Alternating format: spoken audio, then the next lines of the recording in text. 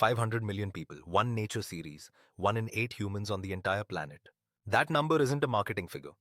In 1979, when Life on Earth first broadcast, the total population of Earth was roughly 4 billion people. 500 million of them watched the same show. No streaming platform, no algorithm pushing it into their feeds. Just word of mouth and something that felt genuinely unlike anything that had come before. But the part nobody talks about is what those 500 million people actually walked away with. Not facts about animals, something harder to name and harder to lose.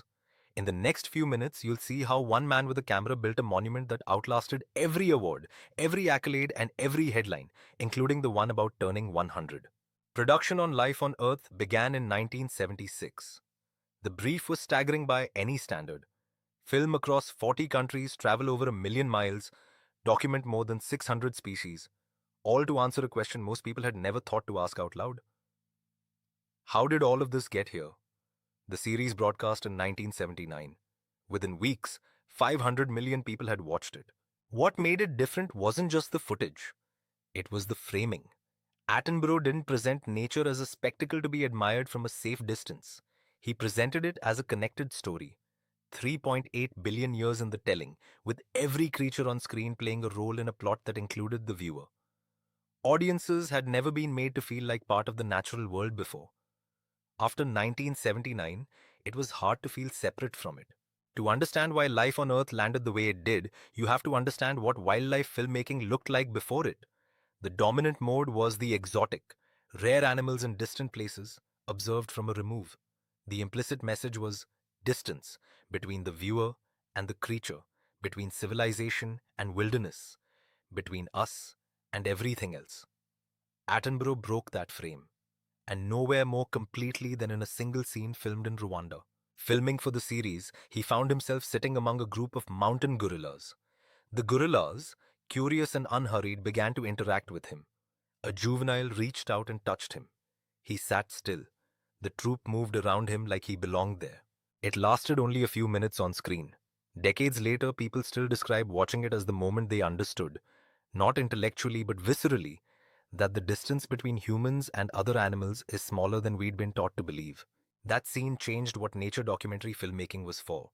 Before Rwanda, wildlife film captured the exotic. After it, the best nature filmmaking revealed the familiar, the intelligence, the family bonds, the grief, the play in creatures we'd been conditioned to see as alien. The span of a single human life rarely touches more than a sliver of history. Attenborough's has been different. He has watched coral reefs bleach. He has filmed forests that no longer exist. He narrated Planet Earth 3, and the series chose Bastille's Pompeii, performed by Dan Smith and the BBC Concert Orchestra, as part of its soundtrack. The choice wasn't accidental. Pompeii, a civilization that didn't see the catastrophe coming until it was already falling. On Friday, 8 May 2026, David Attenborough turns 100. The BBC's week-long celebration includes new programming alongside landmark archive series. A live event at London's Royal Albert Hall, hosted by Kirsty Young, with Sir Michael Palin, Steve Backshall and Chris Packham among those appearing, will mark the birthday itself.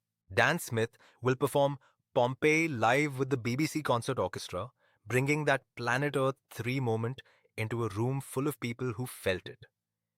It is, by any measure, an unusual birthday party, but then it's an unusual life. There's a question worth sitting with. Why does his work still land so hard across generations, across cultures, across decades? Part of the answer is craft. The cinematography in his landmark series set technical standards the industry still chases. The writing, precise, unhurried, never condescending, treats the audience as intelligent adults who can handle complexity. But the deeper answer is something harder to manufacture. Genuine wonder. Attenborough has never sounded like someone performing enthusiasm for a camera. He sounds like someone who, after 1 million miles and 600 species and 100 years, is still surprised by what he finds. Audiences can feel the difference between wonder and its imitation. They've been feeling it since 1979. A parent who watched the Rwanda gorilla sequence as a child is now watching Planet Earth 3 with their own children. 3 generations of the same family, shaped by the same voice. No other nature filmmaker has built that kind of relationship with an audience. The 500 million people who watched Life on Earth didn't all become conservationists, but they became something arguably more important: people who had felt something about the natural world that they hadn't felt before. That emotional shift, quiet, personal, replicated across 500 million households, is the actual legacy of 100 years. The Royal Albert Hall event on 8 May 2026 will celebrate the man. But the real monument is the audience he built. Generations of people who look at a gorilla or a coral reef or a forest and feel instinctively that losing it would be losing something of themselves. One man, one camera, a century of witness. If this kind of story is what you come here for, subscribe. There's more where this came from, and the full article is on factstormhub.com.